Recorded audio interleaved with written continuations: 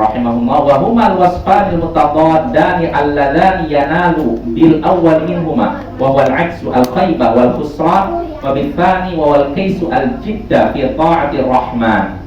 Dua sifat yang saling bertentangan ini, sifat apa?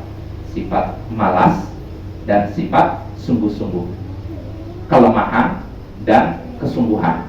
Dua sifat ini bertentangan. Nah, dua sifat ini yang mana dengan perkara pertama, yaitu kelemahan, dia akan mendapatkan kerugian dan kerugian ya. Jadi di sini Syekh menyebutkan dua sifat ini kan bertentangan, kelemahan dan kesungguhan. Dengan kelemahan, seorang akan mendapatkan kerugian. Kelemahan itu nanti akan jelaskan maksudnya kelemahan seperti apa. Bukan kelemahan artinya kita nggak mampu, Pak, tapi artinya kelemahan kemauan, lemah dalam kemauan, tidak punya kemauan kuat. Ini maksudnya ya. Kalau seorang tidak punya kemauan kuat untuk baik, ya nggak akan baik, dia akan merugi. Jadi kalau seorang mau berhasil dunia dan akhirat harus punya kemauan kuat. Orang untuk mendapatkan dunia saja dia harus punya kemauan kuat, apalagi akhirat ya, harus punya kemauan kuat.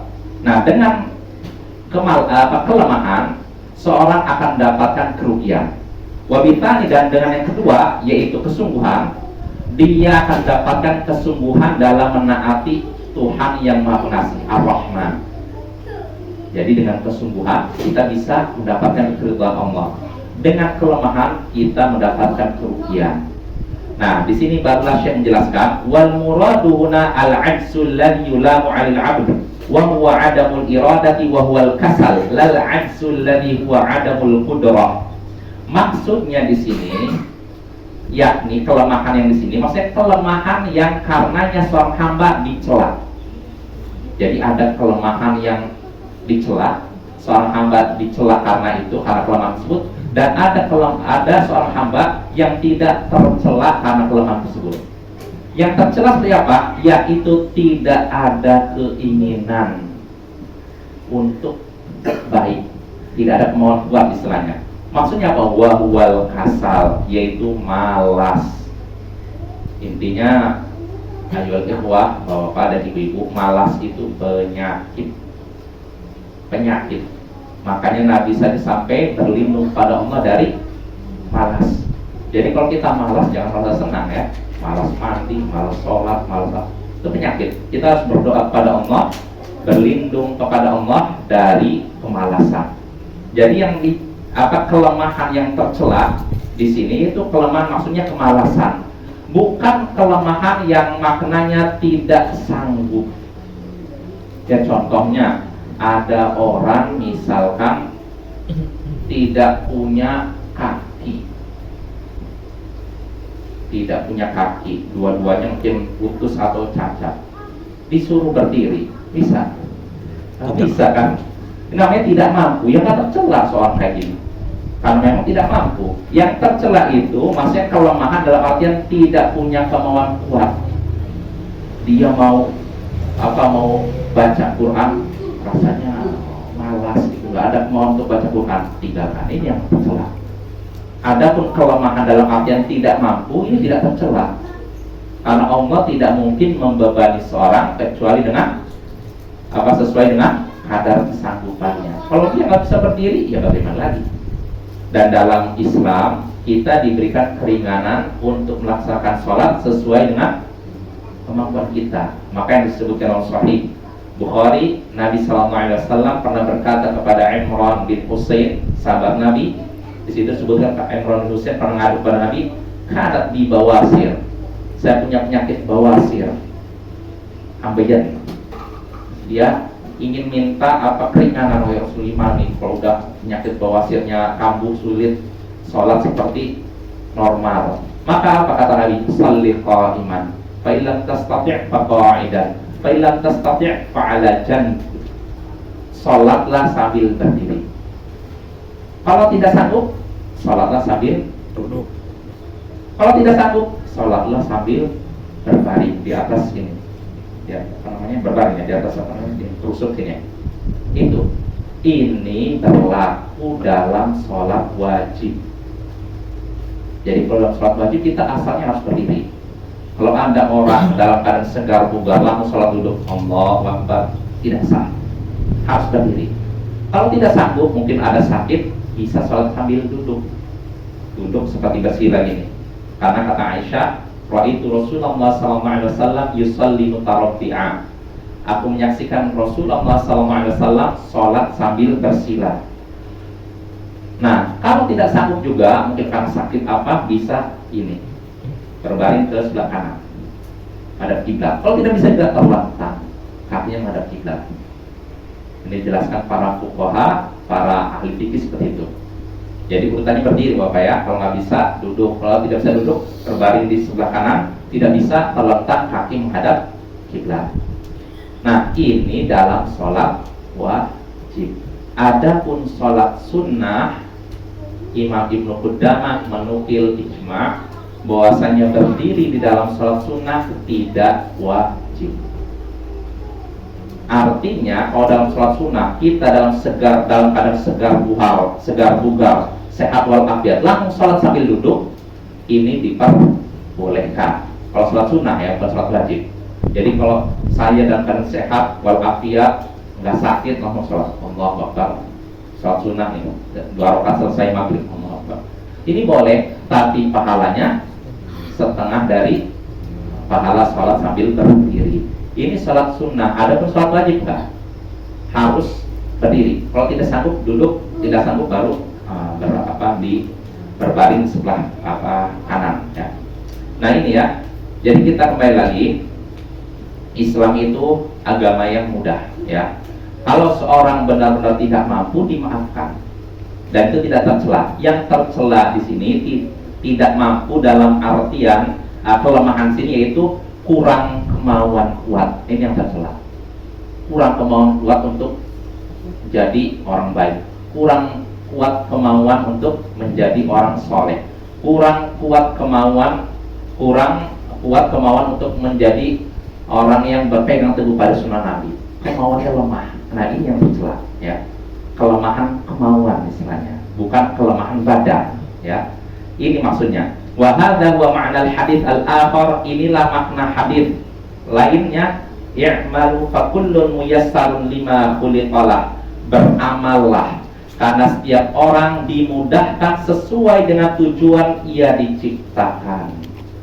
Jadi kembali ke pembahasan tadi, segala sesuatu sudah Allah takdirkan. Betul, segala sesuatu sudah takdirkan. Kita sudah takdirkan Allah nanti di surga atau di neraka. Orang pelaku taat atau maksiat, betul, tapi tetap kita diperintahkan untuk beramal. Karena para sahabat Nabi ketika disebutkan oleh Nabi, sesungguhnya tidak pun salah seorang dari kalian kecuali sudah ditetapkan di mana tempat duduknya, di neraka atau surga ditentukan. Nah para sahabat ketika mendengar kita semua sudah ditentukan tempat duduknya di surga atau neraka, berarti percuma kita beramal. Gimana? Apalah takdir? Apa kita pasrah aja wahai Rasulullah? Kata Rasulullah ini, malu, tetaplah beramal karena setiap orang dimudahkan sesuai dengan tujuan ia diciptakan. Artinya tetap kita beramal. Kalau orang memang benar-benar ahli surga akan mudah dalam beramal, melakukan amalan surga, amalan ahli surga. Tapi kalau memang seorang calon penghuni neraka, berarti dia mudah untuk melakukan amalan ahli neraka. Artinya hadis ini juga pelajaran bagi kita. Kalau kita selama ini mudah beribadah, puji Allah, berprasangka baik, berarti kita calon penghuni surga. Tapi kalau kita selama ini berbuat ibadah beramal soleh susah banget. Tapi kalau maksiat mudah sekali, berarti kita harus waspada. Jangan-jangan kita ini calon penghuni neraka atau ditinggalin dan ya. Maka kata Syekh sini, amma ahlus sa'adah fayuyassaruna li'amalis sa'adah wa dzalika bi kaisihim wa taufiqihim wa lutfillahihim.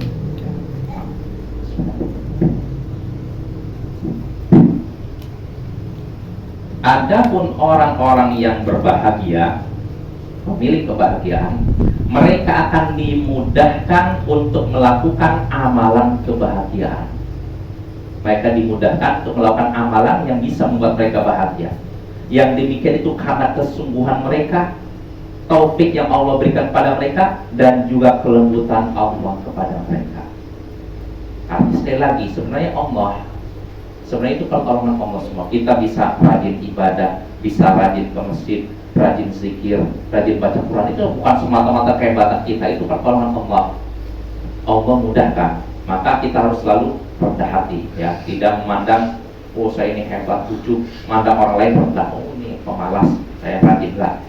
Kita harus selalu berprasangka, memuji Allah atas kemudahan yang kita yang bisa kita lakukan. Nah, ini orang yang bahagia. Lalu kata Syekh sini, wal kaisu wal aksu humal madhkurani fi qawlihi sallallahu alaihi wasallam. Kesungguhan dan kelemahan kedua-duanya disebutkan dalam sabda Nabi sallallahu alaihi wasallam, al-kayyisu man dana nafsahu wa amila lima ba'dal maut, wal ajizu man atba'a nafsahu hawaha wa tamanna 'ala Allahil aman. Jadi kata di sini Syekh menyebutkan hadis Nabi yang menyebutkan bahwasanya kesungguhan dan kelemahan ini sudah disebutkan dalam hadis Nabi, sebutkan langsung bersamaan dalam satu hadis. Apa itu? Nabi menyatakan al-kayyis, kesungguhan, orang yang sungguh-sungguh, yaitu orang yang mengawasi dirinya, menghisab, memperhitungkan dirinya, menjaga dirinya, dan beramal untuk apa yang terjadi setelah kematian. Orang yang sungguh-sungguh, atau bisa artikan cerdas, yaitu orang yang menjaga dirinya, mengawasi dirinya, dan melakukan amalan untuk menghadapi apa yang terjadi setelah kematian. Apa yang setelah kematian? Kubur, nanti akhirat. Nah, orang yang cerdas adalah orang yang mengawasi dirinya dan juga beramal untuk apa yang terjadi setelah kematian. Artinya yang dia pikirkan bukan sekarang aja, nanti. Ini orang yang cerdas. Adapun wal ajiz, adapun orang yang lemah, kata Nabi, yaitu orang yang memperturutkan hawa nafsunya, menuruti hawa nafsunya, dan berangan-angan atas Allah. Dia memperturuti hawa nafsunya, artinya mengikuti apa yang diinginkan hawa nafsunya.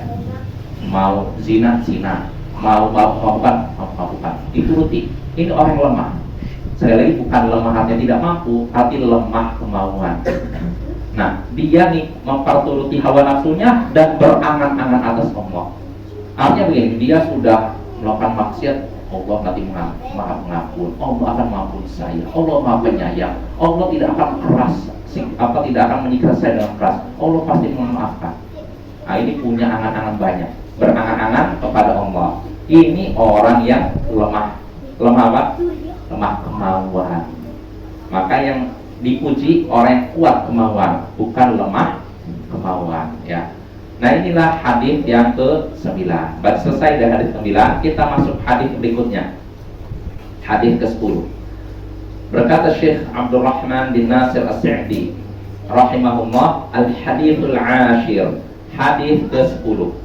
An Abi Hurairah radhiyallahu anhu qala Rasulullah sallallahu alaihi wasallam, man da'a ila huda kana lahu minal ajri mithlu ujuri man ittaba'a wa la yanqusu dhalika min ujurihim syai'a wa man da'a ila dhalalah kana 'alaihi minal ithmi mithlu athami man tabi'a la yunqisu dhalika min athamihim syai'a. Rawahu Muslim.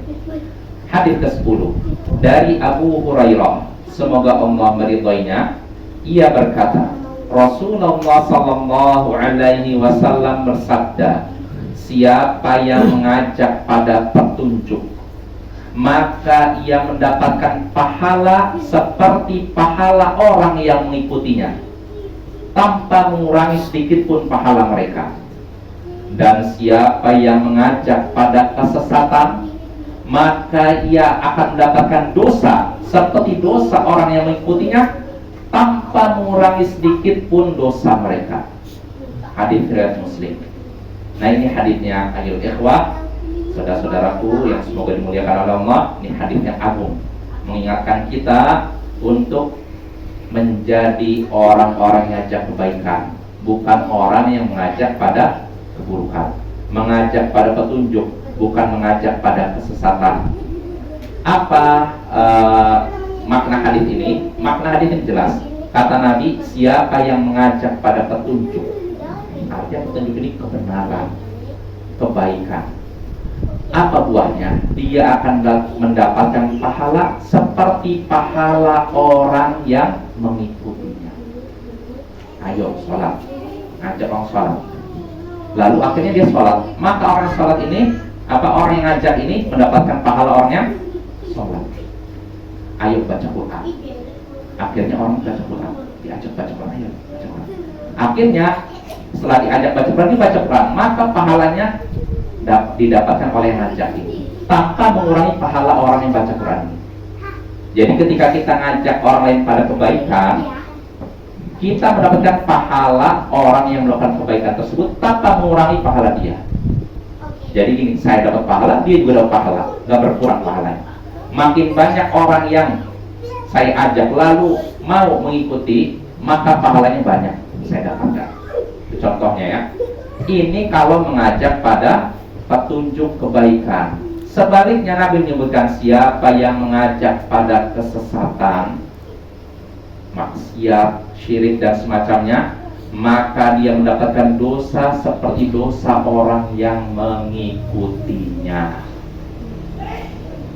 Ayo, kita melakukan amalan-amalan syirik, melakukan maksiat dan semacamnya. Akhirnya diajak orang ikut, maka saya dapat dosa seperti dosa orang yang melakukan. Hati-hati yang seperti ini ya, dan tidak mengurangi dosa dia sedikit pun. Artinya dia dapat dosa, saya dapat dosa. Dosa dia nggak berkurang, dia dosa, saya dapat dosa. Makin banyak orang yang diajak pada kesesatan lalu ikut, berarti dosa mengalir pada orang yang ngajak. Makanya di antara syarat seorang tobat dari kesesatan, dulu orang pernah ngajak pada kesesatan, lalu dia tobat, yang selama ini saya serukan ternyata salah, yang selama ini saya dakwakan ternyata salah. Nah, bagaimana kalau dia mau tobat? Diumumkan, tidak bisa sembunyi-sembunyi. Contohlah, yang sebagai contoh ini sudah dicontohkan oleh Imam Abul Hasan Al-Asy'ari. Beliau 40 tahun jadi Mu'tazilah. Mu'tazilah ini adalah sekte menyimpang dalam Islam yang punya pokok pemikiran menyimpang. Di antaranya menolak sifat Allah, menerima nama Allah tapi menolak sifatnya. Contohnya Allah punya nama Ar-Rahman yang Maha Pengasih, tapi Allah tidak punya sifat kasih. Allah punya nama Al-Aziz yang Maha Perkasa, tapi Allah tidak punya sifat perkasa. Ini contohnya, ini keyakinan Mu'tazilah. Nah, Imam Abul Hasan Al-Asy'ari 40 tahun jadi Mu'tazilah. Setelah itu tobat. Ketika tobat, apakah beliau sembunyi-sembunyi dalam rumahnya saya tobat? Tidak. Beliau langsung tobatnya di depan umum, selesai sholat Jumat. Lalu berkata, wahai hadirin, saya dulu meyakini keyakinan Mu'tazilah, namun saya sekarang tinggalkan keyakinan Mu'tazilah seperti saya copot baju saya. Diumumkan tobatnya di hadapan khalayak ramai. Kenapa yang dipilih selesai sholat Jumat? Kenapa bukan selesai sholat subuh? Karena orang biasanya banyak kumpul selesai salat Jumat, kan selesai salat subuh. Kalau salat subuh bisa dihitung di mana-mana ya. Dari zaman dahulu sampai zaman sekarang bisa dihitung. Nah, jadi diumumkannya tobatnya selesai salat Jumat. Orang nyaksikan, nah, beliau ternyata udah meninggalkan keyakinan Mu'tazilah. Diumumkan. Karena apa? Dulu beliau dai-nya. Beliau dulu ngajak umat untuk meyakini keyakinan Mu'tazilah. Nah, sekarang dia udah tobat. Beliau maka tobatnya tidak apa? Sembunyi-sembunyi beliau umumkan. Supaya apa? Supaya orang yang dulu beliau sesatkan sadar, oh beliau udah nggak Mu'tazilah, maka udah lepas tanggung jawab beliau.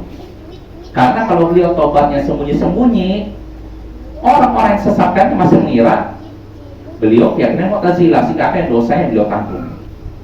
Maka ini orang yang mengajarkan kesalahan di depan umum beda dengan orang yang melakukan kesalahan di tempat tersembunyi. Sekali lagi ini kaidah Bapak ya. Orang yang melakukan kesalahan di depan umum berbeda dengan orang yang melakukan kesalahan di tempat tersembunyi. Maksudnya apa? Kalau ada orang melakukan amalan salah di tempat tersembunyi, nggak ada yang menyaksikan, cara tobatnya bagaimana? Ya, cukup tobat kepada Allah, saya bertobat, Allah dulu amalan saya salah. Nggak perlu dia umumkan di pakai di depan masjid, saya melakukan kesalahan di dalam rumah, nggak perlu. Itu namanya mempermalukan diri sendiri, nggak perlu ya. Kalau seorang melakukan amalan yang salah di tempat tersembunyi dalam rumah contohnya, ya cukup tobat ya dengan Allah saja, nggak perlu diumumkan. Tapi kalau seorang melakukan amalan salah di depan umum, disaksikan khalayak ramai, bahkan ada yang mengikutinya, maka cara tobatnya apa? Diumumkan depan umum, nggak bisa sembunyi-sembunyi. Dalilnya apa? Dalam surat Al-Baqarah. Setelah Allah menyebutkan orang-orang yang dilaknat, Allah menyebutkan illal ladzina tabu wa aslahu wa bayyanu fa ulaika atubu alaihim. Jadi Allah melaknat orang-orang yang disebutkan surat Al-Baqarah. Setelah itu Allah mengecualikan, kecuali orang yang taubat, memperbaiki diri dan menjelaskan. Menjelaskan apa? Kesalahan. Dulu saya pernah mengajarkan salah, diumumkan. Saya dulu mengajarkan ini, saya ralat ucapan saya. Saya sudah berlepas diri dari apa yang saya ucapkan waktu itu. Nah ini harus diumumkan. Gak bisa sembunyi-sembunyi. Beda halnya kalau orang melakukan kesalahan di tempat tersembunyi, gak perlu diumumkan.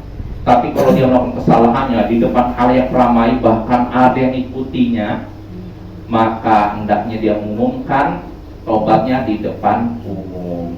Mungkin timbul pertanyaan, nanti kamu, harga diri kamu jatuh, kehormatan kamu jatuh. Nggak masalah. Kehormatan kita jatuh di hadapan manusia, yang penting tidak jatuh di hadapan Allah. Jadi yang sampai seorang gengsi untuk bertobat, gengsi untuk mengumumkan kesalahan.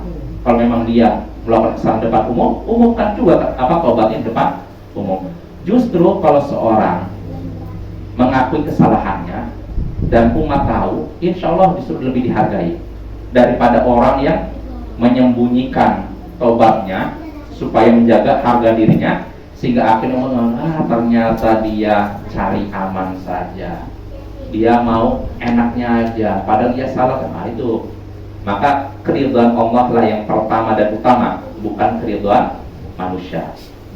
Jelas Bapak ya?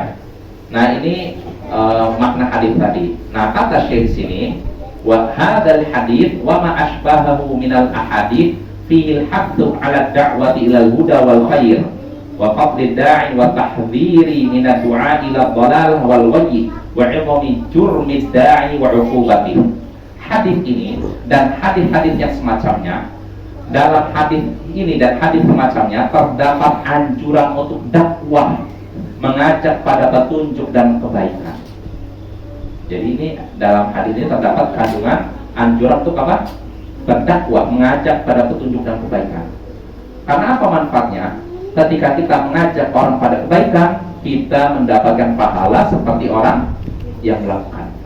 Makin banyak yang melakukannya, makin banyak pahala yang kita raih. Dan ini adalah amal jariah. Ketika kita sudah meninggal, perasaan ibadah saya sedikit, tapi kok tiba-tiba banyak meningkat. Ternyata gara-gara apa? Ada orang yang mengamalkan kebaikan yang kita sampaikan. Maka sampaikanlah, ayo ikhwah, bapak-bapak, saudara-saudara yang semoga dimuliakan Allah, sampaikanlah kebaikan kepada siapapun, dan jangan remehkan satu nasihat, satu hadis yang kita sampaikan. Bisa jadi dengan satu hadis, satu ayat yang kita sampaikan bisa menjadi sebab hidayah bagi orang lain. Ya, mudah-mudahan apa yang disampaikan bermanfaat. Mungkin sampai sini. Insya Allah pada waktu berikutnya kita lanjutkan hadis yang ke-10 ini, yaitu hadis dari Abu Hurairah. Wassallallahu ala nabiyyina Muhammadin wa ala alihi wa sahbihi ajma'in, wa akhiru da'wana alhamdulillahi rabbil alamin.